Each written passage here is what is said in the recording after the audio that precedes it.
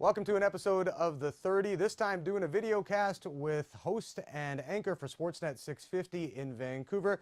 Good friend of mine as well, Marcus Fitgzerald. Marcus, how you doing?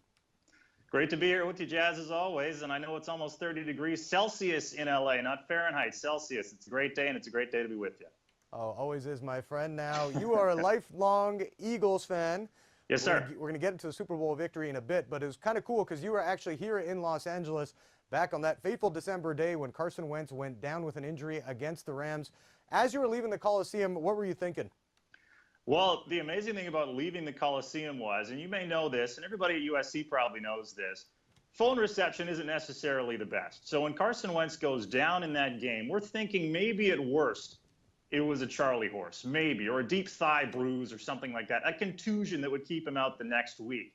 But as that game rolled on and as that afternoon rolled on, even as he stayed in the game to throw a touchdown pass to Alshon Jeffrey on 4th and goal, I didn't see him go to the tent. I didn't see him walk down the tunnel towards the locker room. All I saw was Nick Foles, and we'll get to Nick Foles in a second, I'm sure, put his helmet on. And I thought, oh, no, you got to be kidding me. And, of course, this is a fan base that expects the worst all the time. Carson Wentz was going to win the MVP. He almost won the touchdown title anyway. And we thought, you've got to be kidding. This is our year. This is our guy. And as we were leaving, as we're leaving the Coliseum, even after the Eagles win that game and essentially clinch home field advantage because the Rams were right there with them in the standings, Eagle fans, even at the worst of times, are, let's say, an excitable lot. I know you saw the videos after the Super Bowl on social media. You had creative ways to clear up horse crap in the streets. That's the way Eagles fans are. But when we were leaving the Coliseum that day, there was an Eagle fan behind me, and he said, yeah, did you hear it's a torn ACL for Wentz? And I turned around and I looked at the guy like, what? You've got to be kidding. Not today. It was like a morgue walking out of there. It was like both teams had lost. So for that reason alone, I will never forget that day. But little did we know was coming about a month and a bit later. Yeah, that was, I remember you came back and we met up that night with, your dad was in town too, and we were talking, and we were kind of like, you were a little bit ho-hum, let's wait and see, and then it was kind of official coming out from Adam Schefter, as always, the NFL source for news, but now going forward, you guys got into the playoffs. Foles looked really, really, really bad in that last game against the Cowboys, although Doug Peterson did call a pretty vanilla scheme for that one because they had home field clinch, so they had nothing to lose or gain, really, by playing the Cowboys hard. Going into that first playoff game against Atlanta, first time that a number 1 seed has been an underdog at home, which we saw against the Falcons in the divisional round. Did you really think they had a chance to win the game?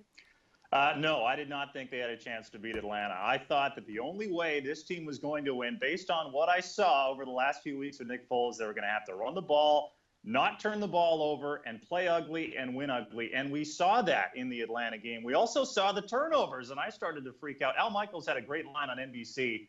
He said, these Eagle fans are going to need sedatives here with the way this team has started, this playoff run. Now, Jay Ajayi fumbles early. You also had the turnover off the muff punt, which is what the Falcons got the previous week at the Coliseum against the Rams. And I thought, oh, here we go. The team that should have won the Super Bowl last year is now going to get all the breaks and the number 1 seed once again, which, by the way, with the Eagles, and you know this, I've seen this before with this team, okay? So all those old memories creeping in from the Andy Reid and Donovan McNabb era when they were a top seed at home, unable to get things done in the NFC Championship. I was having those flashbacks. Somehow they found a way to win thanks to their defense. Everybody forgets this now, but that high-powered, vaunted Atlanta offense only crossed the 40-yard line twice, okay? Twice. That was it. They scored 10 points, and without those turnovers, they get shut out. So over 2 playoff games, the Eagles really allowed 7 points defensively. They may have played up the underdog. Okay, hang on a second. I'm going to have to stop you here. Let's be honest, though. In that last drive against the Falcons, you were a little bit concerned when they had those 4 attempts from basically 5 yards out to win that game. Absolutely, I was concerned. And really, because Julio Jones is Superman, we know this. They were 1 play away from winning that game. Maybe Julio doesn't come down with the ball in the end zone the way his feet landed when he came down on the turf. Maybe he doesn't, but we've seen him make incredible plays before. Yes, of course I was nervous, but it came out after the game that the Eagles basically pointed out that 4th down play. They knew it was coming, and that's why I'm sitting on a couch and talking to you, and that's why those guys have Super Bowl rings. Yeah, that was, I remember that game, and I thought it was going to be close, but pulling it out at the end like that, did that give you confidence as an Eagles fan where you're like, hey, you know what, all right, you know what, they can do this? It did. It gave me confidence because going into that game, again, I thought the only way they could win was playing exactly that way. They're a good defensive team. We know that. They're a good defensive team at home. They got the crowd behind them. Nick Foles didn't turn the ball over. He was fine in the second half of that game, but merely fine. He wasn't great. That was still 2 weeks away, 1 or 2 weeks away. But they did what they had to do that afternoon. And then Doug Peterson realized, look, we've given Nick enough reps now. Now we can open it up going into Minnesota. Yeah, that going into that NFC Championship game, I did kind of feel the Eagles, and you know how I am with the sports betting, right? So you knew I was in on that. The Eagles were 4.5-point underdogs, and I'm like, you know what? I'm definitely going to jump on that because, the big thing going into the NFC Championship game was Nick Foles versus Case Keenum, and it was almost like who's going to play better. And Doug Peterson, I think leading up to the Super Bowl, didn't get enough credit. He kind of implemented that same offense that worked really well for Foles under Chip Kelly the year that he threw for 27 touchdowns and just 2 picks, running the run-pass option kind of out of the offense there. But going into that Vikings game, everybody was talking about, oh, that Vikings D, they're going to swallow up the Eagles. Philly has no chance. What were you thinking as you saw the Eagles kind of bounce back from that first touchdown that the Vikings scored, taking a 7-0 lead? Were you like, uh-oh, this is not going to end well, or did you still have faith? Well, the funny thing is I was actually at work when Kyle Rudolph caught that first touchdown pass. I was in the process of leaving work in transition to go home to watch the game by myself because that was a me time game, okay? I wasn't going to watch that with anybody else. That's how nervous I was because, again, Eagles in an NFC Championship game at home, we've seen this movie before. However, in that game and going into that game, everyone thought, okay, Doug Peterson, he's an Andy Reid clone. He's just going to run the West Coast offense. He's going to be conservative. He might struggle to use his timeouts. He might screw up the clock every once in a while. We've seen this movie before. But Doug Peterson really grew in that playoff run. So did Nick Foles. And by the way, how many times, Jazz, have we heard the term RPO over the last month? Yeah, I just figured out what it meant now. That's why I'm trying to use it and sound like I actually know what I'm talking about. That's why. That's how we know. But he opened it up with Nick Foles. They took shots down the field. That's not really something we saw in the final 2 weeks. And we have to realize, too, and this narrative kind of came up as well, when you're a backup quarterback, you don't get reps with the first team. You just don't, ever. So, of course, it was going to take a couple of weeks for Nick to get comfortable. Did I expect that he was going to light the world on fire and hang 31 offensive points on the best defense in football? No, absolutely not. But Doug Peterson has shown he can adjust. He can have the ability and possess the ability to realize this is the talent I have on the field. I don't have to be with the Kansas City Chiefs with Alex Smith where I got to be conservative all the time. I've got playmakers on the outside. I've got a guy in Nick Foles who can clearly throw the ball down the field. We saw him do that a few years ago with Chip Kelly. That's what they decided to do. They made it work against Minnesota, and they carried it into the Super Bowl a couple of weeks after that. Yeah, let's go back to basically about 2.5 weeks ago now, leading up to the Super Bowl, taking on the big bad Patriots, Tom Brady, Bill Belichick, arguably the best coach and quarterback ever of all time. Did you actually think the Eagles had a real chance? Well, you see, you said it right there, the big bad Patriots. And I thought going into the game, I thought, you know what, these aren't your front-running older brothers, New England Patriots. It's not the same group. Julian Edelman is not walking through that door. Tom Brady, even though he threw for 505 yards, it was the greatest quarterback performance in a playoff game of all time. He's still 40 years old. If you just hit him a little bit, maybe you can make him think. Rob Gronkowski, yeah, sure, he cleared the concussion protocol, but is he still concussed? Maybe he is. We don't know that. It's not the same group. I thought that going in. And I also felt with the way that the Eagles were playing defensively, it was going to carry over. Again, this is a team that had allowed 17 points in 2 games. Now, it didn't carry over in the Super Bowl, but nobody defended anyone. And the Eagles all season long have proven they can win any which way. They can win disgusting against Atlanta in the divisional round. They can blow teams out, and they can also go toe-to-toe with a still fantastic offense in New England, proving that, yeah, we can beat anybody, and we probably were the best team in the circuit all year long.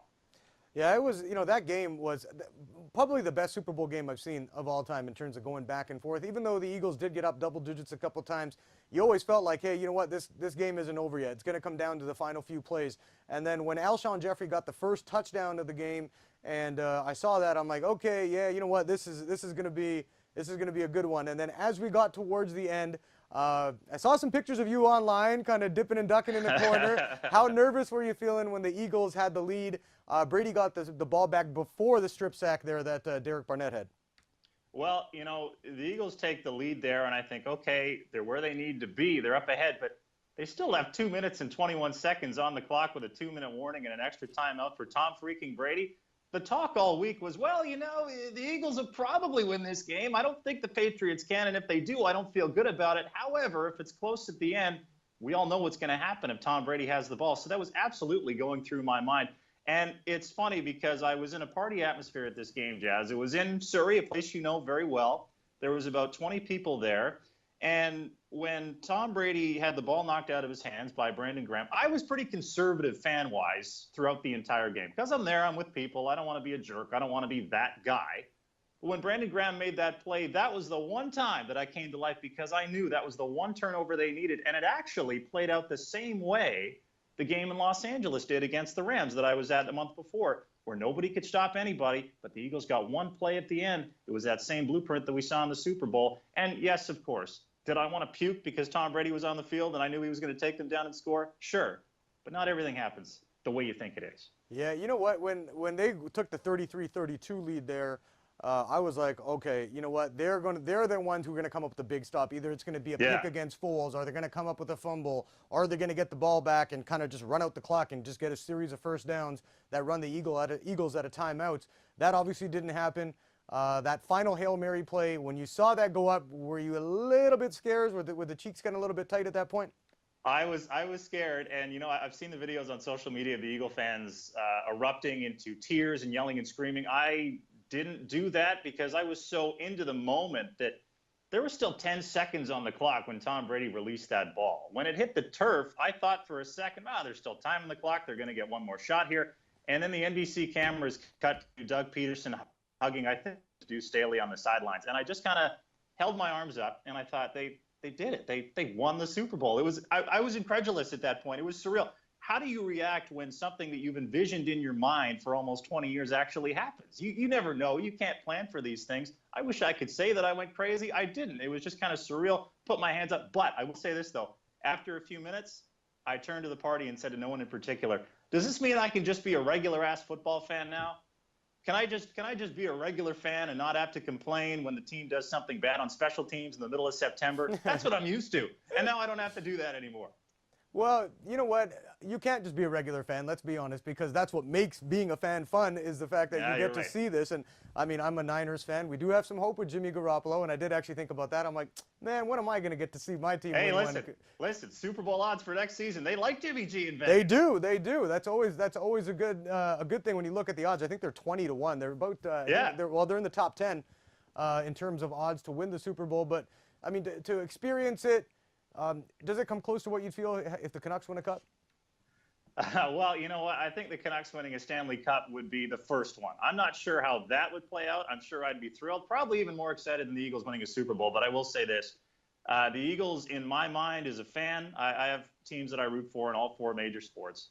The Eagles were always number 2 with a bullet. And the reason is, and you know this as well as I do, football's different. It's a different intensity. There's only 16 games. That's it.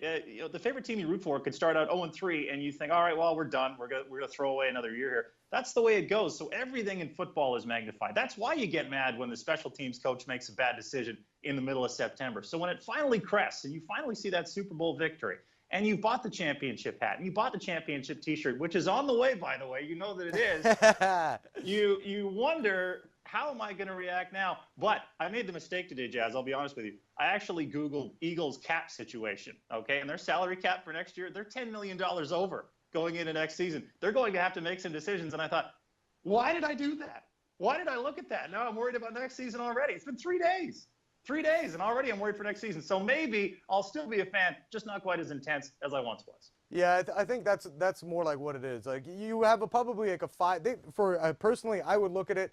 You get like 5 to 10 years after you win a championship where you're still going to be into it, but you're going to be like, we still have 2018 Super Bowl that the Eagles won. I got to admit, as a sports fan, I was a little bit jealous of seeing the Eagles win because, like I said, I did bring it back to myself in a very selfish way, and I thought, man, you know what? I can't wait, and hopefully I get to see the Niners win one before I end up going off the deep end, if you know what I mean. But one thing I want to touch on, because I have you here today, the Canucks situation. They're free-falling yet again. Looks like it's pretty much almost a foregone conclusion at this point that they won't be in the NHL playoffs again. You're really plugged in with the team, working for the station that broadcasts their games. What's the feeling like in Vancouver when it comes to the job Jim Benning has done, and do you think the GM will get an extension? Well, hold on. I got to clear my voice here. Hold on. All right. Did we get that? Good. Look, Jim Benning, this contract situation is strange to me. About 2 weeks ago, ownership and Trevor Linden, they all essentially came out and said, well, we're going to judge whatever happens over these last 37 games, and then we're going to make a call from there. Jim Benning's been here for almost 4 years. You've seen his body of work for almost 4 years. You work with the guy every day, and you're not sure now with 37 games left, especially after last night. The roster that they iced in Florida against the Panthers was the roster that they wanted, was the roster that they envisioned. They were completely healthy. They didn't even show up last night. Henrik Sedin couldn't even spin it. And you and I both know if Henrik Sedin can spin something, then it's all good. But if he can't, well, then it's a disaster. He knows it, and we all know it. I'm just saying that if it takes 4 years to quantify what Jim Benning has done, if it's taken this long to say, well, yeah, we're still having conversations. How many conversations do you have to have? I don't think he'll be back. And if he is, it will be in a reduced role. Even though the draft picks that he's made over the last few years, save for Jake Virtanen, who may just be a bust, he's probably an AHL player right now. It's going to take a few years for that to play out, but I don't think Jim Benning is back next season. That's my guess. Yeah, I've been obviously following the team from here, thanks to your NHL package that you have. Thank you for the password and username as well for that. But if I, up somehow. Well, you know what? My thing is, yeah, you like guys like Brock Besser. Yeah, you like guys like Adam Gaudette coming up. You like the Will Lockwoods, the Elias Petterssons. These guys are coming up. I think he's done a good job in the drafting, but man, the job he's done trying to get the veterans, like the guys he's on, like Michael Del Zotto, he's going to be here for another year. Sam Gagner, I think it was a 3-year contract for him, or 2-year contract, whatever it was. Vanek, proving to be a good signing, but I mean, you're hearing that, we might re-sign Thomas Vanek, when his value really now is as an unrestricted free agent. You can hopefully get a 2nd, 3rd, 4th round pick for the guy and maybe hit on that. But overall, I mean, yeah, that team has not made any improvements from 3 years ago until today in terms of the standing. And when you look at, we want to be competitive and rebuild on the fly and retool, instead of using the word rebuild, it's so wrong. And it does. It seems like it's a ship without a direction. And, you touched on Jake Virtanen. This guy has like 14 points this year. He's terrible. And people are still clamoring for him to get playing time. He needs to develop. I don't think you need to see anything else from him. He's not very good, and he wasn't worth where he was drafted. And, he's basically Jim Sandlak 2.0. Jim Sandlak 2. Now, that's a reference. That's a reference. That's what he is. That's an honest truth. Wow. I haven't heard Jim Sandlak in about 25 years. One of the best hockey cards I ever got when I was a kid. It was actually, I'm serious, one of the first Canuck hockey cards I ever got was Jim Sandlak. So I appreciate that reference. But, the tough thing with Jim Benning is, when you're trying to serve two masters, which is what this group essentially said they were going to do back in 2014-15 when they brought in Jim Benning. Well, we're not going to rebuild. We're just going to take this old core and add to it. This end product, what we see right now, is a direct result of what they said they were going to do back in 2014. Yeah, they can say now that they're rebuilding. It's easy to say that now. But how much further along would they have been if they had started that as soon as they'd showed up? I think there was pressure from ownership. There was pressure from the fan base because ownership and management seem to think that the fans won't support a winner. Listen, the Canucks have reached a point now where if they lose a game but Brock Besser scores a goal, it's a victory, okay? Yeah. That means they want to see the kids. That means they want to see the young guys develop. And you think about Jake Virtanen, who may be what he is at this point, just an AHL player.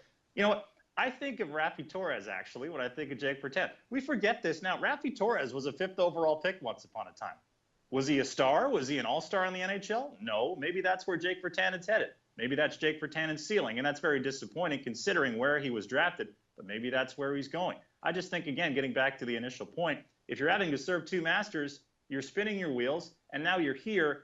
It'll take 4 or 5 years now for us to really determine how successful the Jim Benning era was. If he had started that back in 2015 like they probably should have, then we'd have a much clearer picture. And then, yes, I bet everyone would say, well, give him an extension because the kids are here and they're playing. Well, you know what? I'll give Benning and Linden the benefit of the doubt in terms of the first year they were running the ship there. They made the playoffs, a 100-plus point season. You know what? I mean, got demolished really by Calgary, and that Calgary team was not very good, a lot worse than what they are now. But, you'll give them that 1 year and say, hey, let's try and build off that and see if we can keep things going. Clearly, they haven't been now for the last 3 seasons. I think the one common denominator in all this is ownership. You're talking about the fact that, it's directionless. Francesco Aquilini hasn't really hired the right people. Obviously, whoever's in charge of this operation hasn't done a very good job. And I think ultimately, and as long as the Aquilini family is running that team, this is more or less what we're going to see. Yeah, no, it's certainly, there's certainly a stability issue there. I mean, how many head coaches have we seen? We've seen John Tortorella, we've seen Willie Desjardins, we've seen Travis Green. What if things don't pan out in the next 2 or 3 years with Travis Green? Does that mean they're going to go in a different direction head coaching wise? Jim Benning may not even be back. Maybe Ken Holland is running the show next season. Maybe he brings in his own guy. With the way this team is going, they're trending upwards to a degree. It's just going to take 4 years to get there. Will Travis Green be around to see it? Will Trevor Linden be around to see it? We don't know. It's just that miasma, that pool of not knowing who's going to be there, that lack of stability. And yeah, sure, it probably starts from the top. Yeah, it'll be interesting to see what ends up happening with the team going forward. I mean, right now, I'm looking at it more so like you said, this is going to be a 3, 4, 5-year thing that we might be able to see the results of all the good picks Benning's making. And again, with NHL, NBA, NFL, really doesn't matter what it is. You don't know what you're getting in a prospect until about 3, 4 years down the road. That's all the time we have for today. Marcus Fitgzerald joining me via Skype from Vancouver. Thanks a lot for doing this, buddy. Thank you always, bud.